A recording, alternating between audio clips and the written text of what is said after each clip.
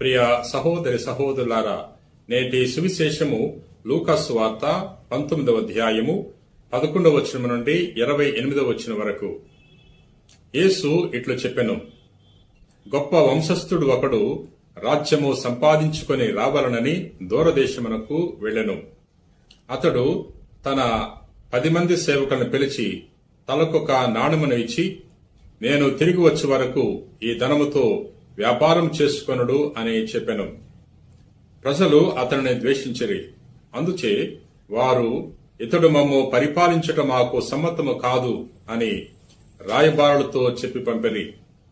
అతడు రాచరికము సంపాదించుకొని తిరిగి వచ్చినప్పుడు ఒక్కొక్కడు ఎట్లా వ్యాపారం చేస్తున్నది తెలుసుకొనుటకు సేవకులను తన వద్దకు పిలిపించెను. మొదటివాడు వచ్చి, అయ్యా, నీవిచ్చిన సొమ్ముతో ఇంకనూ 10 నాణెములు సంపాదించుదని అని చెప్పెను. అందుకతడు ఆ సేవకునితో, మంచిది, నీవు నమ్మిన బంటువు, స్వల్ప విషయములందు శ్రద్ధ వహించితివి కనుక నిన్ను 10 పట్టణములకు అధిపతిని చేసేదను అని చెప్పెను. రెండవ వాడు వచ్చి, అయ్యా, నీవిచ్చిన సొమ్ముతో ఇంకను 5 నాణెములను సంపాదించుతని అని చెప్పెను. నిన్ను 5 పట్టణములకు అధిపతిని చేసేదను అని చెప్పెను. మరొకడు వచ్చి, అయ్యా, ఇదిగో నీ నాణెము, దీనిని మూట కట్టి ఉంచితిని అని చెప్పెను. ఇది క్రీస్తు సువిశేషము. క్రీస్తువా మీకు స్తుతి కలుగునుగాక. నేటి సువార్తలో యేసు ప్రభు నమ్మిన బంటు గురించి తెలియజేస్తున్నాడు. ఒక యజమానుడు దూరదేశానికి వెళుతూ తనకున్న 10 మంది సేవకులను పిలిచాడు. వారికి తలకొక నాణాన్ని ఇచ్చాడు. నేనొచ్చే వరకు దీనితో మీరు వ్యాపారం చేసుకోండి అని తెలియజేశాడు. యజమానుడు చాలా కాలం తర్వాత దూరదేశం నుండి తిరిగి వచ్చాడు. తన సేవకులు తనిచ్చిన సొమ్మును ఏ విధంగా వినియోగించుకున్నారో తెలుసుకోవటానికి వారిని పిలిచాడు. మొదటివాడు వచ్చి యజమానికి తెలియజేస్తున్నాడు, అయ్యా, నీవిచ్చిన సొమ్ముతో నేను 10 నాణాలు సంపాదించాను అని తెలియజేశాడు. రెండో వాడు వచ్చి, అయ్యా, నీవిచ్చిన సొమ్ముతో నేను 5 నాణాలు సంపాదించాను తెలియజేస్తున్నాడు. వీరిద్దరి విషయంలో యజమాని ఎంతో సంతోషించాడు.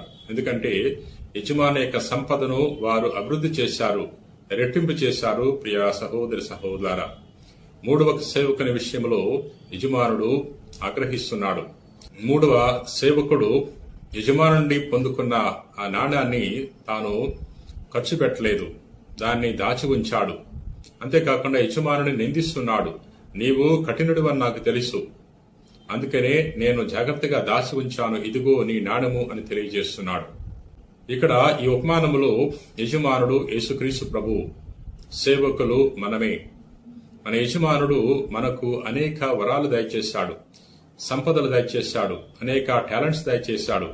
వాటిని అభివృద్ధి చేసుకోవాలి, వాటిని మనం వినియోగించాలి, ఖర్చు పెట్టాలి.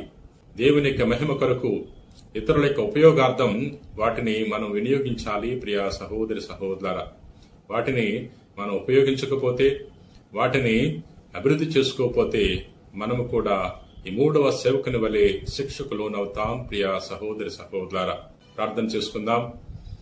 ప్రేమ కలిగిన ప్రభువా, దయగిన సర్వేశ్వర ప్రభువా, నిన్ను స్తుతిస్తున్నాం, మహింపరుస్తున్నాం, ఘనపరుస్తున్నాం. గొప్ప దేవుడా, నేటి వాక్యం ద్వారా మాతో మాట్లాడినందులకు నీకు వేలాది వందనాలు. ప్రభువా, నీవు మాకు అనేక వరాలను దయచేశావు. వాటిని సరైన రీతిలో వినియోగించుకుని అభివృద్ధి చేసుకుని గొప్ప విశ్వాసాన్ని మరియు జ్ఞానాన్ని దయచేయండి. ఈ రోజున ఎవరెవరైతే ఈ వాక్యాన్ని ఆలకించి ప్రార్థన చేయించున్నారో అటువంటి వారంతా కూడా దీవించమని మా నాథుడైన క్రీస్తు ద్వారా మనవి చేయించున్నాం తండ్రి. ఆమెన్.